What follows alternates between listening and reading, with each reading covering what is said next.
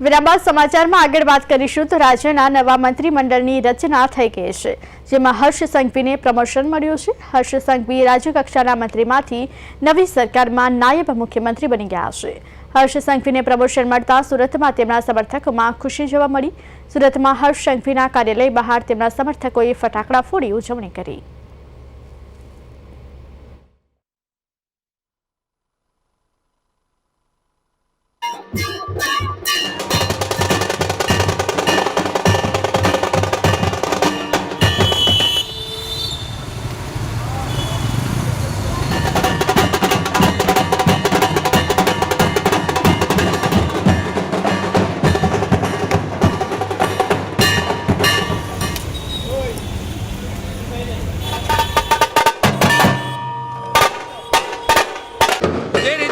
સંઘવી ને ત્યાં ઉજવણીનો માહોલ છે અને જે રીતે લોકો છે તે અહીં આ પ્રમાણે નાસ્તા અગાજી અને ઉજવણી છે તે કરી રહ્યા છે।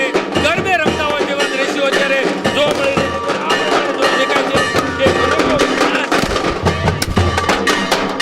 લોકો બનાવીને ઉજવણી છે તે કરી રહ્યા છે, એટલે ચોક્કસથી જે રીતે કાર્યકર્તામાં ઉત્સાહ છે તે અહીં જોવા મળી રહ્યો છે અને આ પ્રમાણે જોઈ શકાય છે તે મુજબના દ્રશ્યો અત્યારે ઉત્સાહનો માહોલ છે। અમારા માટે તો દિવાળી હજુ 3 દિવસ પછી છે, પણ આજે દિવાળીનો માહોલ છે।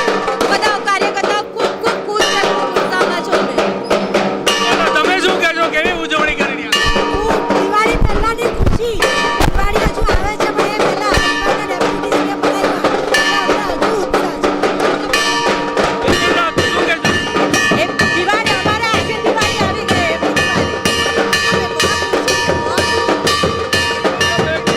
હું મીઠા કરીને ખવડાવી રહ્યા છે, ઉજવણી કરી રહ્યા છે અને સેલિબ્રેશન કરતા હોય તેવા દ્રશ્યો અત્યારે છે તે અહીં જોવા મળી રહ્યા છે અને કાર્યકર્તામાં એક અનોખો ઉત્સાહ છે કે અહીં લોકો છે તે અલગ ઉજવણી અને ખાસ કરીને જે પ્રકારે હર્ષ સંઘવીને ત્યાં અત્યારે દિવાળી પહેલા દિવાળી જેવો માહોલ છે તે અહીં જોવા મળી રહ્યો છે અને કાર્યકર્તામાં એક અનોખી ખુશીની લહેર ચોક્કસ જોવા મળી।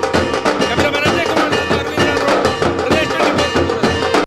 જે રીતની આખી અટકળો હતી તેને લઈને હવે સુરતમાં એક દિવાળી પહેલા દિવાળી જેવો માહોલ છે તે અહીં જોવા મળી રહ્યો છે અને આ પ્રમાણે હર્ષ સંઘવીના કાર્યાલય બહાર જે પ્રકારે ઉજવણી થઈ છે સેલિબ્રેશન કરતા અને જે પ્રકારેના જે અહીં જે દિવ્યાંગો માટેના જે દીવડા બનાવ્યા છે તેની ઉજવણી થઈ રહી છે। શું કહેશો, આજે દિવાળી પહેલા દિવાળીનો માહોલ? દિવાળી પહેલા દિવાળીનો માહોલ તો છે। આજે હર્ષભાઈ ડેપ્યુટી સીએમ બની ગયા એ બદલ અમતમ કાર્યકર્તામાં ખૂબ ખુશીનો માહોલ છે અને સાથે સાથે દર વર્ષની જેમ હર્ષભાઈ વિકલાંગોએ બનાવડા દીવડાનું પણ આજે એમની ઓફિસની બહાર જે વેચાણ ચાલે છે એ સેવા કરવાનું ભૂલ્યા નથી હર્ષભાઈ। તમે શું કહેશો, સૌથી યુવા કદાચ આ એક પદ મળ્યું?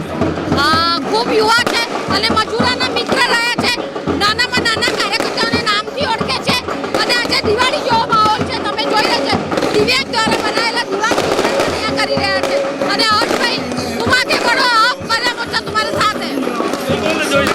आप क्या कहेंगे, किस तरह का सेलिब्रेशन? ये आज बहुत अच्छा दिन है। सीएम अगर हर्ष संघवी आगे आए तो अपनी मेहनत से आगे आए और वो बहुत मेहनती हैं, जनता के बीच में जाते हैं और जनता के सुख दुख दूर करते हैं, इसीलिए वो डिजर्व करते हैं, इसीलिए दिवाली जैसा माहौल है। બિલકુલ આપણે કેટલાક લોકો સાથે વાત કરીશું। શું કહેજો તમે, શું કહેજો? આજે અમે ખૂબ ખુશ છે કારણ કે સાહેબને ડેપ્યુટી પદ આપવામાં આવ્યું છે અને તમે જોઈ શકો સાહેબનું એક જ કે સેવા, સમર્પણ અને બલિદાન, જેના કારણોસર આજે હર્ષ અહીંયા સુધી પહોંચ્યા છે, તો હર્ષભાઈને ખૂબ ખૂબ અભિનંદન। શું કહેશો, સૌથી યુવા કદાચ આ રીતનું પદ પર હર્ષભાઈને મળ્યું હોય? मैं रमेश कामड़ा, वार्ड प्रमुख 21 नंबर का। आज हर्ष भाई को उप मुख्यमंत्री का जो पद मिला पूरे वार्ड के हम सभी लोग बहुत खुश हैं।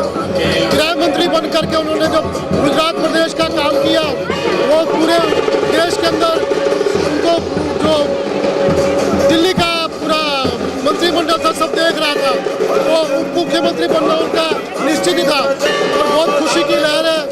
उनका जो कार्य है वो बोलता है, दिखता था, तो केंद्रीय मंत्रिमंडल ने वो ये उप मुख्यमंत्री का पद दिया। हम लोग आज बहुत खुश हैं, सब खुशी से झूम रहे हैं। मुझे क्या दिवाળી જેવો માહોલ છે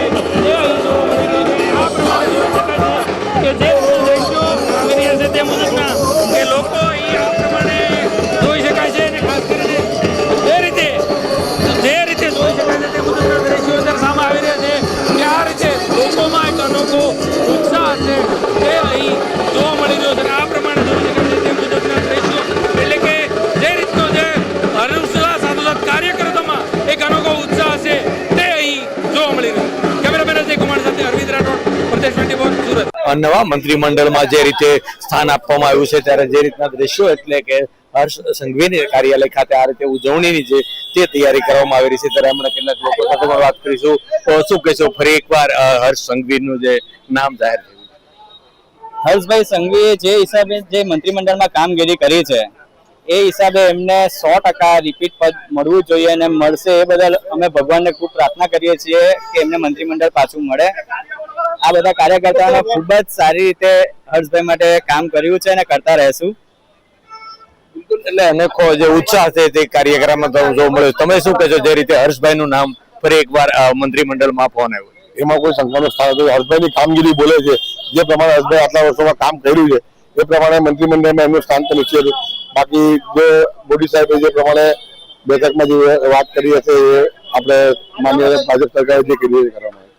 બિલકુલ, શું કહેશો તમે, જે રીતે હર્ષભાઈનું નામ ફરી એકવાર ફોન રણક્યો છે અને ભાજપ કાર્યાલય અહીંયા હર્ષભાઈની ઓફિસે ઉજવણી? હર્ષભાઈને જ્યારે અત્યારે ડેપ્યુટી સીએમ પદ મળવાની સંભાવના ચાલી રહી છે તે માટે અમે સૌ કાર્યકર્તા બહુ આનંદ અનુભવીએ છીએ. સૌ કાર્યકર્તા મિત્રો અત્યારે કાર્યાલય ઉપર ઉપસ્થિત છે અને અત્યારે અમે ખુશીનો માહોલ અત્યારે અહીંયા અનુભવીએ છીએ. દરેક કાર્યકર્તા મિત્રો તરફથી હું હર્ષભાઈને શુભેચ્છા આપવા માંગુ છું કે તમે દેશની સેવા કરો અને ગુજરાતની સેવા કરીને આગળ વધો. આજે કેવા પ્રકારની ઉજવણી થશે અહીં કાર્યાલય?